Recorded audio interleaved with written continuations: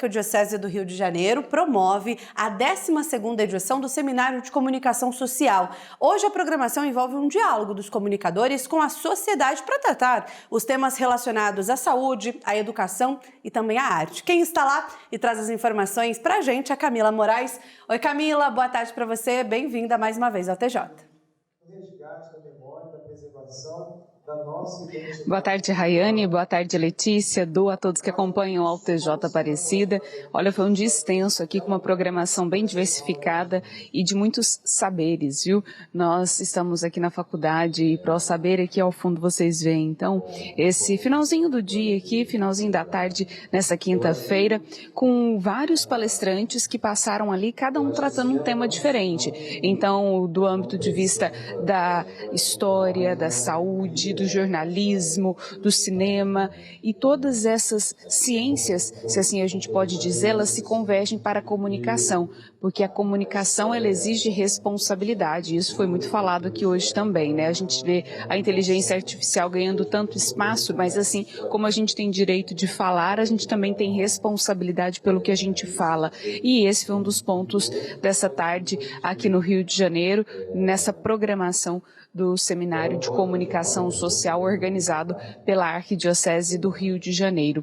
Um dos temas abordados aqui nessa tarde foi relacionado à saúde, à importância da comunicação, de passar as informações, de combater o negacionismo, enfim. Para falar sobre esse tema, com todos os comunicadores que estão participando desse evento e também seminaristas da Arquidiocese, um público bem diversificado nessa tarde aqui, eu conversei mais cedo com a doutora Margarete Dalcomo. Ela é pesquisadora da Fiocruz e ela esteve nessa programação aqui conversando, dialogando com todos os presentes aqui sobre o papel da comunicação na ciência e o quanto a comunicação foi importante, sobretudo no papel na pandemia, sobre alertar e sobre falar a importância das vacinas, enfim, combater o negacionismo. Eu conversei com ela logo depois da palestra dela aqui e gostaria que vocês acompanhassem.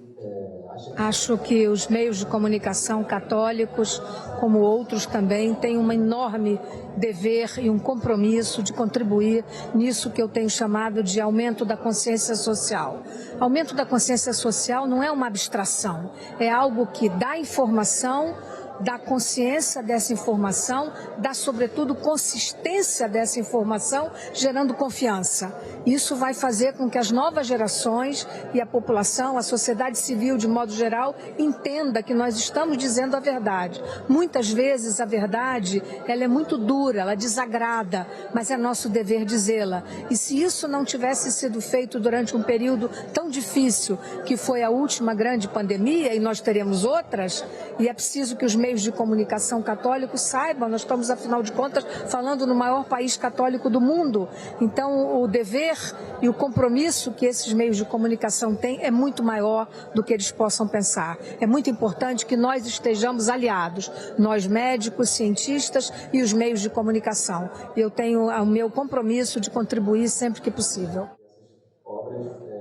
Façam sentido com a sociedade. E como eu disse, os temas foram muito diversificados. Aqui está sendo o último momento desse dia aqui, com aqueles palestrantes ali. E uma delas que está, inclusive, sentada ali na poltrona foi a Heloísa Fischer, que pela manhã também conversou com os comunicadores. Ela é comunicadora, professora e pesquisadora também. E ela trouxe a perspectiva da simplicidade da linguagem, porque às vezes a gente pressupõe que o outro vai entender o que nós vamos dizer. E aí ela falou muito das bolhas que nós estamos e que muitas vezes nós conversamos apenas com aquela bolha, que as pessoas não são obrigadas a saber aquele termo, sobretudo quando a gente fala dessa linguagem dentro da igreja. E ela trouxe um exemplo muito específico, que é o caso da palavra pontífice, que muitas vezes a gente pressupõe que todo mundo vai saber o que significa essa palavra e que a gente precisa simplificar no dia a dia a nossa linguagem para atingir um público ainda maior. Também conversei com ela sobre a necessidade dessa linguagem simples na igreja para os comunicadores. Vamos ouvir. Eu acho que a gente vive uma espécie assim de um paradoxo, porque por um lado, né, a igreja como instituição, ela precisa falar com quem está do lado de fora. É a base da evangelização. Você chegar a pessoas novas, você espalhar a mensagem. Mas, por outro lado, existe também uma tendência da gente se concentrar no nosso próprio ambiente, na nossa bolha de conhecimento. A gente esquece, né, que as pessoas que não estão familiarizadas com termos, com conceitos, com saberes, a gente esquece que elas não sabem direito do que a gente está falando. Então, é muito comum, em processos de comunicação de uma maneira geral, não é só, né, não é um privilégio da Igreja Católica essa questão, né? A gente vê, você tem um paradoxo, você precisa, está na natureza da existência dessa instituição. Ela chegar a outras pessoas, as pessoas que não conhecem essa mensagem.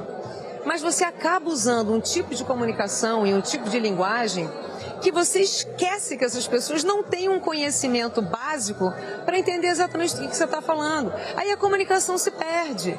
Aí existem os ruídos na comunicação, em grande parte porque muitas vezes nós, que somos equipes de comunicação, a gente tende a produzir conteúdos, sejam escritos, sejam em audiovisual, para nós mesmos. Para nós, para os nossos pares, muitas vezes para a nossa chefia. A gente esquece que a nossa escrita, a nossa comunicação, ela está sempre a serviço. Ela está a serviço das necessidades, dos limites, de quem vai receber a nossa peça de comunicação. O nosso objetivo é comunicar com responsabilidade, então a gente também precisa se atualizar, aprender novas técnicas, se dedicar para alcançar um público cada vez maior, não é mesmo? Um outro ponto de vista que foi interessante agora no período da tarde foi um historiador que trouxe como que a comunicação pode também abrir os olhos do ponto de vista histórico e social de tantas realidades. Ele trouxe um exemplo aqui do Rio de Janeiro. Enfim, foi um dia muito produtivo para todos os comunicadores. Amanhã a programação segue pela manhã. Amanhã nós vamos acompanhar as palavras do prefeito do Dicastério para a Comunicação no Vaticano, Paulo Rufini, o Dicastério, que é um organismo do Vaticano, responsável pela comunicação da Igreja no mundo todo. Então, a gente vai acompanhar também pela manhã essas últimas informações. Eu volto com vocês aí no estúdio e uma boa tarde de quinta-feira para todo mundo. Boa tarde, obrigada pelas informações. Camila, bom trabalho também para você aí amanhã no Rio de Janeiro.